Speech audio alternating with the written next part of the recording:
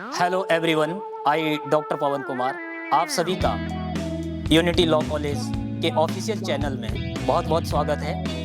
आज जो वीडियो लेकर आपके समक्ष उपस्थित हुए हैं वह हर वर्ग के छात्रों के लिए, हाई स्कूल से लेके बीए, बीएलएलबी, एमए सभी विद्यार्थियों के लिए बहुत महत्वपूर्ण है। अगर आप हमारे यूनिटी कॉलेज के ऑफिशियल चैनल में पहली बार आए हैं तो चैनल को सब्सक्राइब, लाइक, कमेंट जरूर करें ताकि हमारी आने वाली हर प्रकार की वीडियो आपके पास सबसे पहले पहुंच सके। आज का जो हमारा जो टॉपिक है वो है राज्य।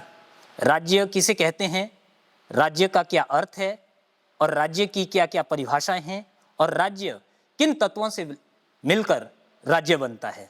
तो आज हम साधारण भाषा में समझने की कोशिश करेंगे कि राज्य किसे कहते हैं। राज्य मानव समाज का एक महत्वपूर्ण संगठन है। राज्य की संकल्पना राजनीति विज्ञान के अध्ययन का केंद्रीय विषय है। इस संसार में चाहे प्राकृतिक संस्थाएं हो, चाहे मानव के द्वारा निर्मित संस्थाएं हो, इन सभी संस्थाओं में से राज्य सबसे महत्वपूर्ण संस्था है और सबसे सुप्रीम संस्था है। और जितनी भी संस्थाएं हैं वो सारी की सारी संस्थाएं राज्य के नियंत्रण में कार्य करती है। आरजी गैटल ने अपनी महत्वपूर्ण पुस्तक में इंट्रोडक्शन टू पॉलिटिकल साइंस में राजनीति विज्ञान को राज्य का विज्ञान कहा है। अगर इसी के संदर्भ में अगर हम बात करें तो एक प्रसिद्ध विद्वान प्रोफेसर गार्नर कहा करते थे कि राजनीति विज्ञान का आरंभ भी राज्य से होता है और राजनीति विज्ञान का अंत भी राज्य से होता है। अब हम बात करेंगे राज्य का अर्थ। राज्य का क्या अर्थ है? राज्य व्यक्तियों का एक ऐसे संगठित समूह से है जो एक निश्चित भूभाग पर रहता है और वहां पर निवास करता है और जिसकी अपनी एक सरकार होती है और जो पूर्ण रूप से संप्रभुता संपन्न होता है। इटली के प्रसिद्ध विद्वान मैकियावेली ने सर्वप्रथम राज्य के बारे में अपने विचार रखे। उन्होंने अपनी पुस्तक द प्रिंस में 1523 के अंदर राज्य के बारे में आधुनिक युग में सबसे पहले जो है राज्य के बारे में अपने विचार दिए और मैकियावेली ने कहा कि लोगों के ऊपर अथॉरिटी रखने वाली सभी संस्थाएं को राज्य कहा जाता है। अब हम बात करेंगे कि राज्य की क्या क्या परिभाषाएं हैं, क्योंकि राज्य शब्द को लेकर विभिन्न विद्वानों के बीच में आपस में बहुत से मतभेद थे। तो अगर हम बात करें तो प्राचीन यूनान के प्रसिद्ध दार्शनिक अरस्तु ने कहा कि राज्य गांव और परिवारों का समूह है जिसका उद्देश्य एक संपूर्ण और आत्मनिर्भर जीवन की स्थापना करना है, जिससे हमारा अभिप्राय सुखी और संपन्न जीवन से है। इसी संदर्भ में अगर हम आगे बात करें तो प्रोफेसर गार्नर ने कहा है कि राज्य कम या अधिक संख्या में लोगों का ऐसा समूह है जो भूमि के एक निश्चित भूभाग पर रहता है और जिसकी एक सरकार होती है जो बाहरी नियंत्रण से लगभग स्वतंत्र होता है और जिसमें एक संगठित सरकार होती है जिसकी आज्ञा का पालन उस राज्य के अंदर रह रहे निवासी स्वाभाविक रूप से करते हैं। अब आगे हम चर्चा करेंगे कि राज्य किन तत्वों से मिलकर बनता है। तो ये आप सबको मालूम होगा कि राज्य को बनने के लिए 4 तत्वों का होना बहुत ही जरूरी है। 4 एलिमेंट्स जो है बहुत इंपॉर्टेंट है राज्य को बनने के लिए। तो उनमें से सबसे पहले हैं फर्स्ट जनसंख्या, दूसरा भूखंड, थर्ड सरकार और अगर फोर्थ की बात करें तो संप्रभुता, जिसको आप सॉवरेंटी कह सकते हैं। तो जनसंख्या की अगर बात करें फर्स्ट एलिमेंट की तो राज्य के लिए जनसंख्या का होना बहुत ही अनिवार्य है। विश्व में ऐसा कोई भी देश आप नहीं बता सकते हैं जहां जनसंख्या ना हो और वो राज्य हो।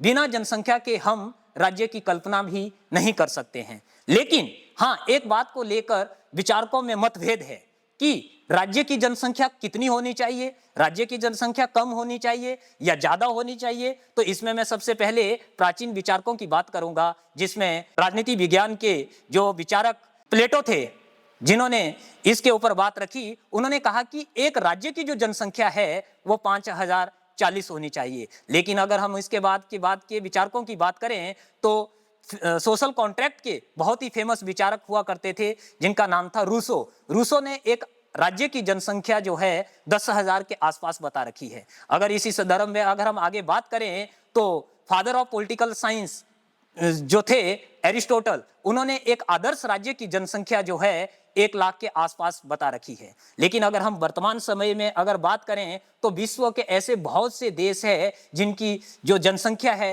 वो लाखों पे है, करोड़ों पे है, अरबों पे है। जैसे फॉर एग्जांपल के लिए भारत, आप देख सकते हैं कि भारत की जनसंख्या जो है बहुत है। इसके अलावा देख सकते हैं चाइना है, इसके बाद देख सकते हैं संयुक्त राज्य अमेरिका है, इंडोनेशिया है और पाकिस्तान है। इन राज्यों की जो जनसंख्या है वो जो है करोड़ों में, अरबों में है। अगर हम बात करें वर्तमान समय के अंदर, तो वर्तमान समय के अंदर राज्यों की जनसंख्या कम भी है। जैसे फॉर एग्जांपल के लिए सैन मैरिनो ऐसा राज्य है जिसकी जनसंख्या जो है बहुत कम है। अगर हम दूसरे तत्व की बात करें तो वो है भूखंड, जिसे आप टेरिटरी भी कह सकते हैं या भूभाग भी कह सकते हैं। हम राज्य उसे कहेंगे जिसका एरिया निश्चित हो, जिसका भूभाग निश्चित हो, जिसके आधार पर उसको मैपिंग किया जा सके या जिस आधार पर हम राज्य की सीमाओं को निश्चित कर सके।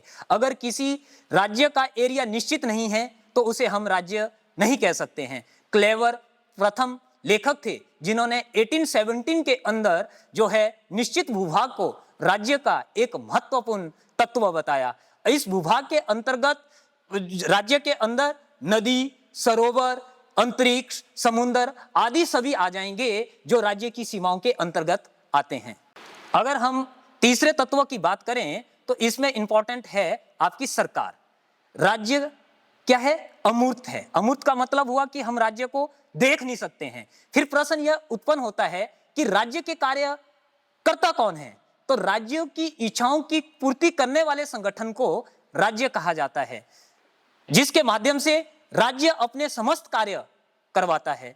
सरकार का स्वरूप क्या हो, इस के बीच में विवाद है कि सरकार किस देश के अंदर कैसी है।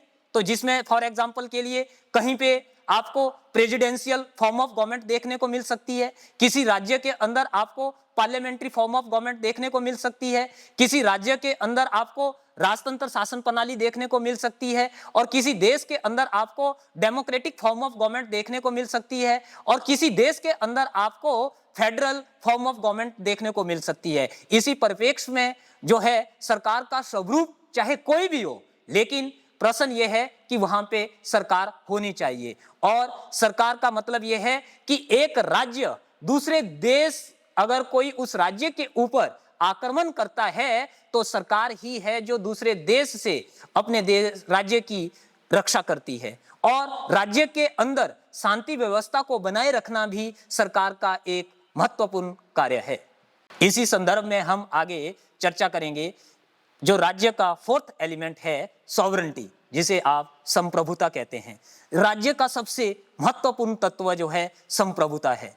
इसे राज्य का प्राण भी कहा जाता है। संप्रभुता की स्पष्ट विवेचना सर्वप्रथम जिन बोधा ने करी, जिन्होंने राजनीति विज्ञान में इसकी को महत्वपूर्ण सिद्धांत बताया। संप्रभुता राज्य की वह सर्वोच्च शक्ति है जिसके आधार पर राज्य आंतरिक निर्णय लेने में और बाहरी निर्णय लेने में पूरी तरह से स्वतंत्र होता है। फॉर एग्जाम्पल के लिए किसी देश के लिए अपने राज्य के अंदर कौन कौन से कानून बनाने हैं, किस दिशा के ऊपर कार्य करना है, वो निर्णय लेने के लिए पूरी तरह से इंडिपेंडेंट है। उसी तरह से एक्सटर्नल सॉवरेनिटी की जो बात की जाती है, इसका मतलब यही है कि कोई देश, किन देशों के साथ हमारे संबंध अच्छे हो, पड़ोसी देशों के साथ हमारे संबंध कैसे होने चाहिए, किस देश के साथ हमने इंपोर्ट करना है, किस देश के साथ हमने आयात करना है, निर्यात करना है, इस चीज के लिए भी वो देश पूरी तरह से क्या होता है, स्वतंत्र होता है। इसीलिए संप्रभुता जो है उस राज्य की महत्वपूर्ण तत्व होता है। लास्ट में आगे भी हम इस प्रकार की चर्चा को जारी रखेंगे। आप सभी से अनुरोध है कि चैनल से जुड़े रहें।